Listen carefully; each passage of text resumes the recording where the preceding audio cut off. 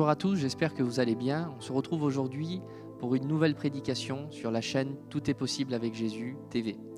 Et aujourd'hui, on va voir un thème qui est assez particulier, c'est la souffrance, un chemin pour aller plus loin. La souffrance est souvent un sujet ou un thème où on a du mal à aborder parce que c'est tellement difficile d'en parler et aussi tellement difficile de comprendre pourquoi on souffre. Pourquoi tant de souffrance? Pourquoi tant de difficultés? Je voudrais commencer déjà ce message en te disant que je ne sais pas ce que tu vis, le type de souffrance que tu es en train de vivre aujourd'hui, mais je crois que Dieu a une solution pour ta vie aujourd'hui. Donc reste attentif à l'écoute de ce message, reste attentif à l'écoute de ce qui va être dit, parce que je crois qu'une solution est là pour toi. Et avant d'entrer même dans le message, je voudrais te dire que Dieu n'est pas l'auteur de la souffrance. Je ne crois pas que Dieu veut faire souffrir ses enfants, que Dieu veut faire souffrir les humains sur la terre. C'est vraiment la question qui fait que certaines personnes ne s'approchent pas de Dieu, c'est en disant pourquoi il y a tant de souffrance, alors Dieu n'existe pas. Dieu n'est pas l'auteur de la souffrance, mais Dieu peut nous aider à en sortir, à la surmonter, à la surpasser, ou peut-être même à vivre avec pour un temps, mais Dieu peut être là dans ta vie. Et le premier point que je voudrais aborder, c'est qu'est-ce qui te fait souffrir? Il y a plusieurs types de souffrances. Il y a des souffrances qui sont physiques, des souffrances qui sont morales. Les souffrances physiques sont certaines fois celles qui nous paralysent, qui nous permettent de ne plus bouger, que ce soit une maladie, des douleurs incompréhensibles, insurmontables. Les souffrances morales, même certaines fois, sont plus difficiles que les physiques. L'anxiété, le stress, les souvenirs qui torturent des fois nos âmes sont même des fois encore plus difficiles que certaines souffrances physiques.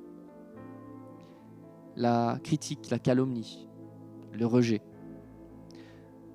Toutes ces actions envers toi peuvent produire un état de souffrance et qui te paralyse.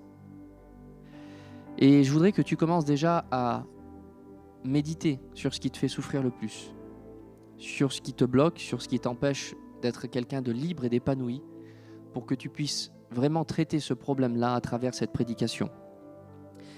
Et il y a une histoire dans la Bible, l'histoire d'un peuple, l'histoire du peuple d'Israël.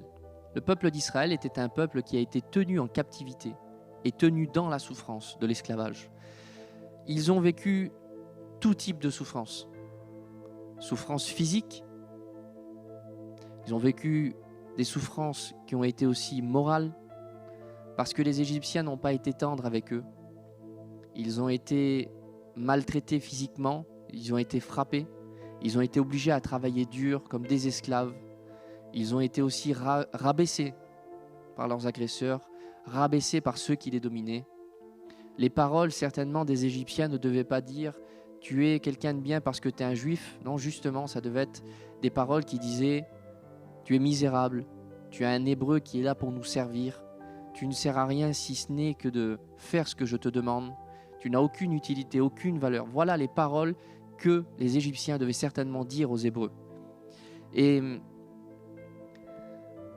ce peuple a resté près de 400 ans en esclavage, mais il y a eu un cri de douleur, un cri de souffrance qui a été poussé vers Dieu. Et c'est ce qui est important aujourd'hui justement, c'est de savoir à qui tu t'adresses quand tu souffres. À qui est-ce que tu parles quand tu es en train de souffrir et lorsqu'on te fait du mal? Il est important que tu choisisses la personne, les oreilles qui vont entendre ta souffrance. Et c'est justement le point numéro 2, c'est où te conduit ta souffrance. Il y a plusieurs solutions. La souffrance peut nous conduire loin de Dieu ou près de Dieu. Moi, depuis que j'ai décidé de croire en Jésus, décidé de le suivre, il y a des moments où j'ai souffert et je me suis éloigné de lui.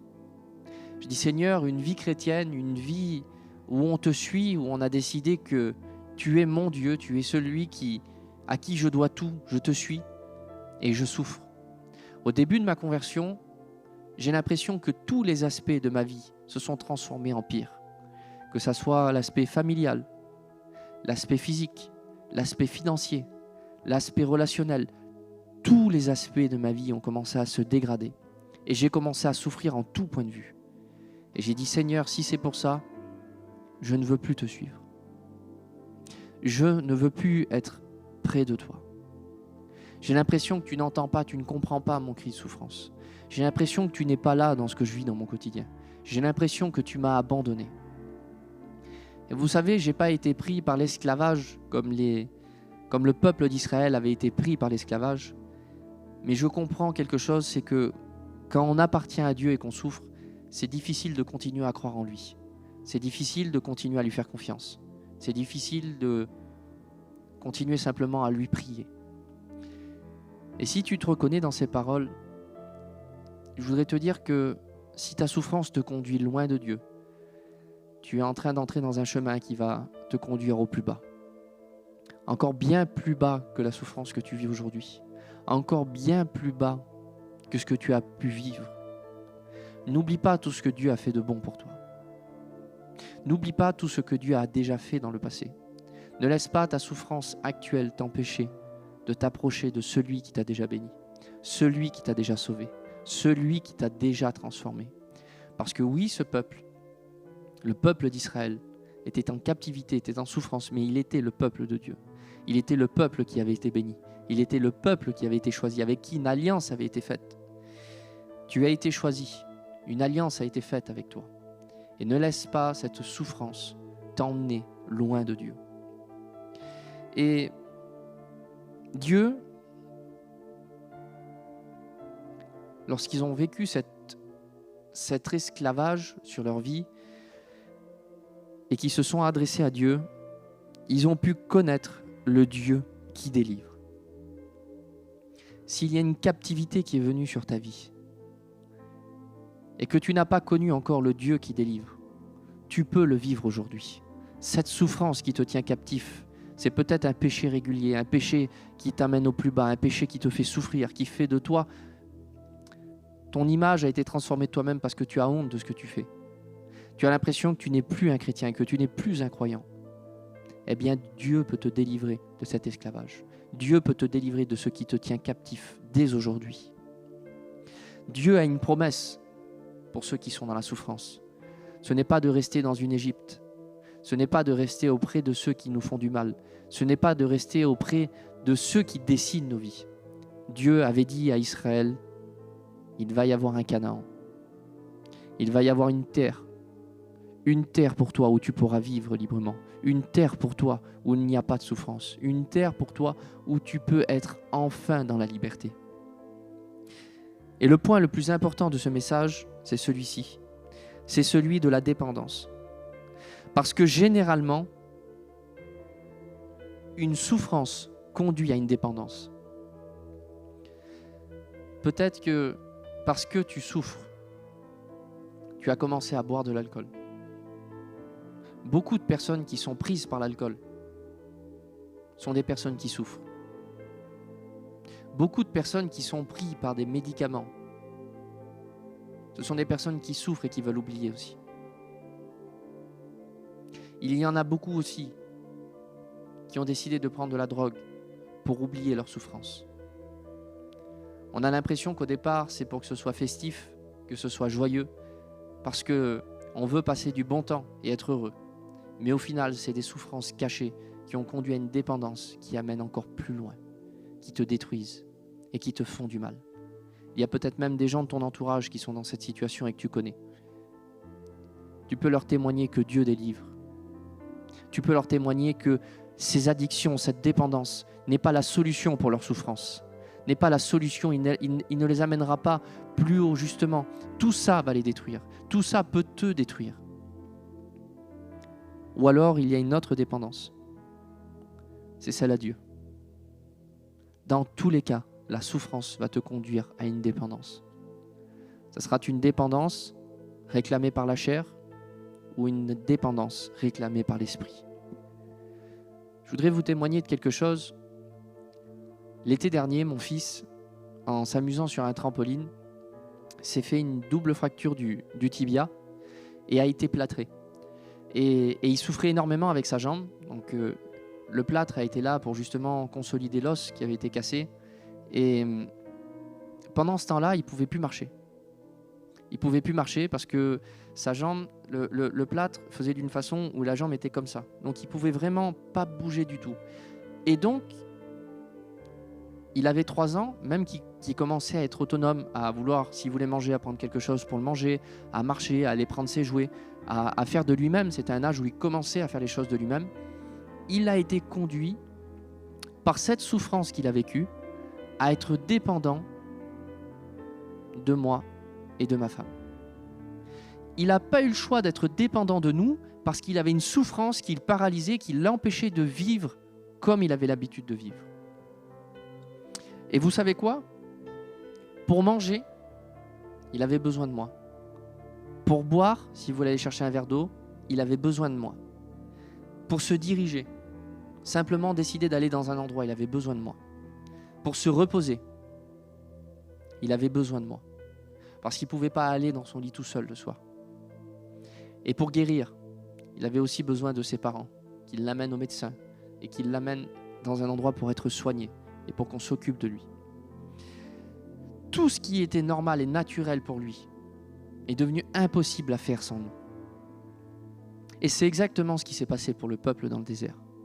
Toute la souffrance qu'ils ont vécue en Égypte les a poussés à un cri vers Dieu. Et Dieu les a délivrés une fois dans le désert. Et ils ont décidé d'être dépendants à lui. De ne pas être dépendants à leur chair, à leur pensée, à leur convoitise. Ils ont une obligation de dépendance envers Dieu. Voilà pourquoi la souffrance est le chemin qui peut nous amener plus loin. Est-ce que Dieu veut que l'on souffre? Je ne crois pas.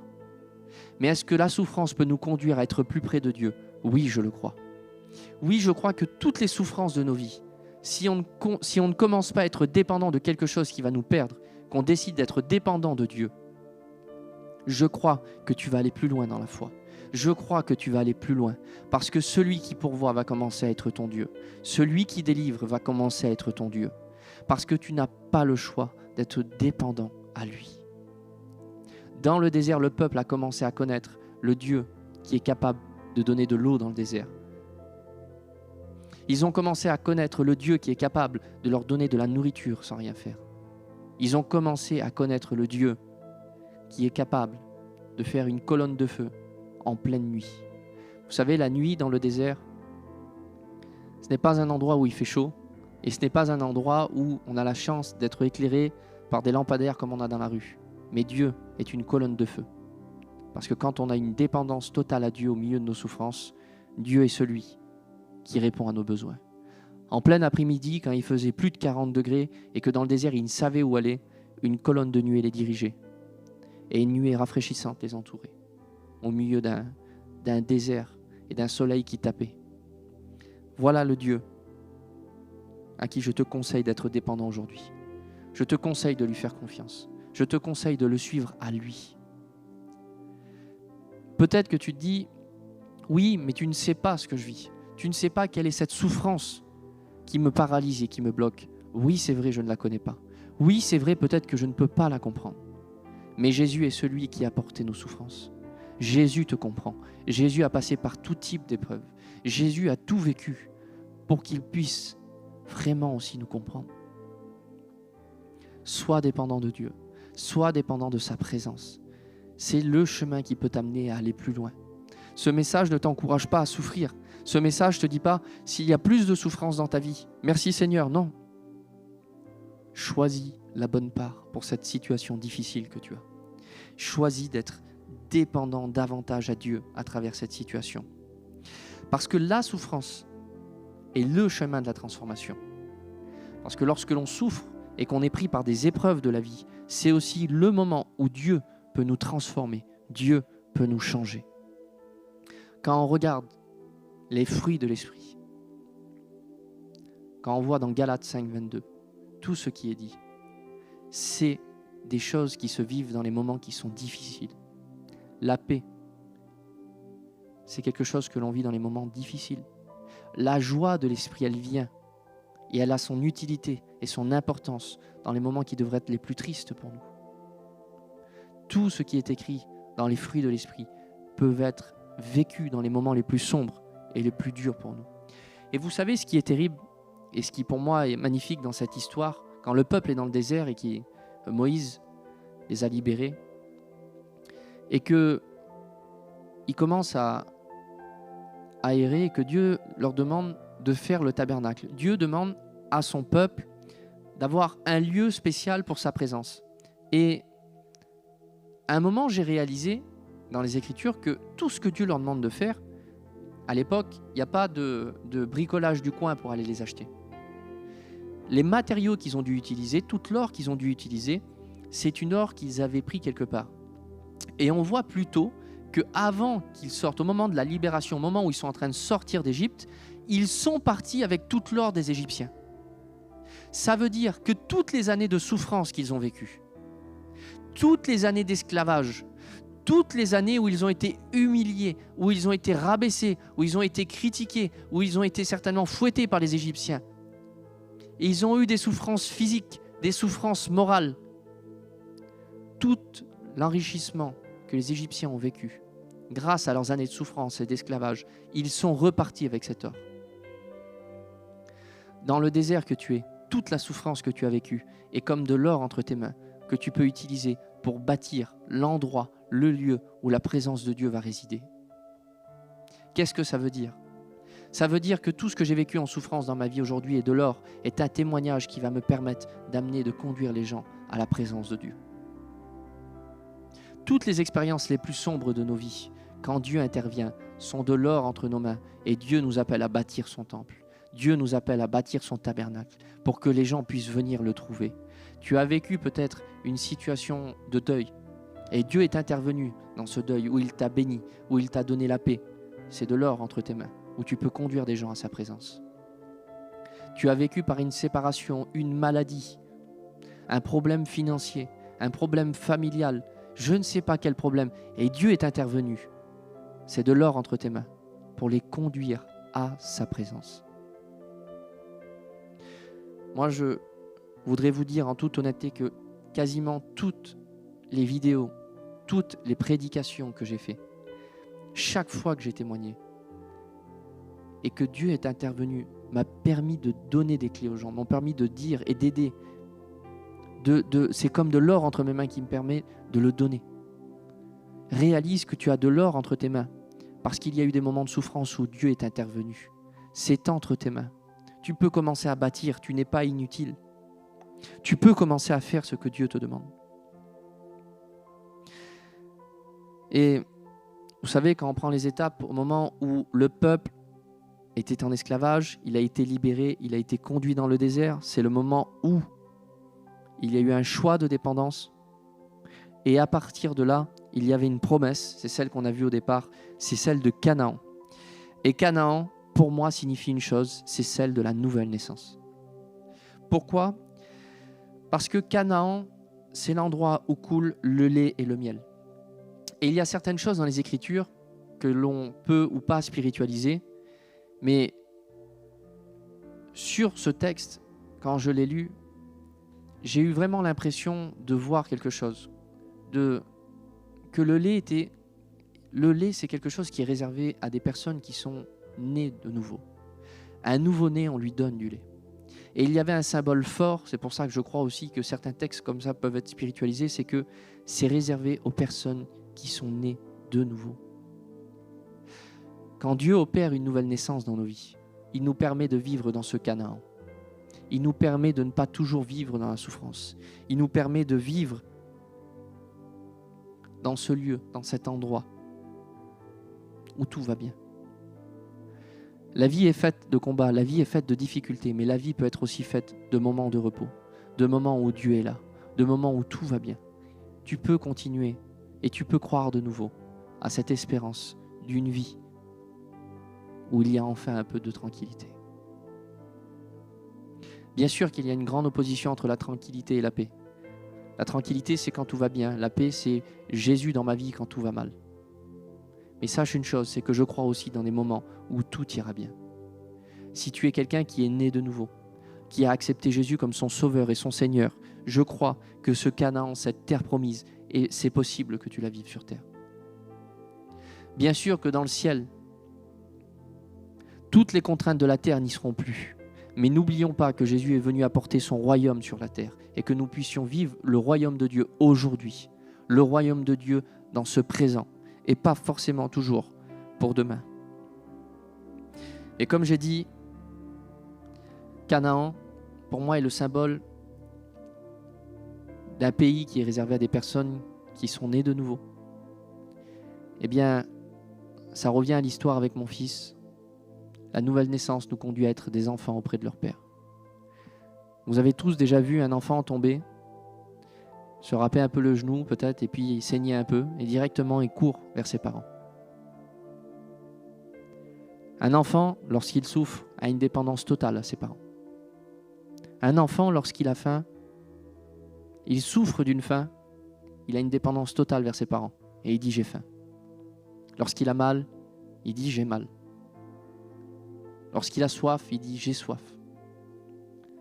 Ce message paraît comme étant peut-être presque ridicule à dire des choses aussi simples, mais pourtant c'est une réalité, c'est la réalité de l'Évangile. Dieu veut que nous soyons des enfants auprès de lui.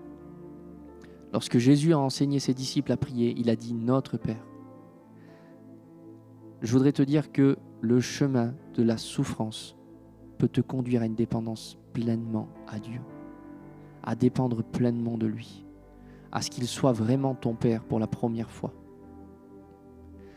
Excusez-moi, mais trop de croyants, trop de chrétiens ont une relation avec Dieu comme étant simplement Dieu, celui qui a tout créé.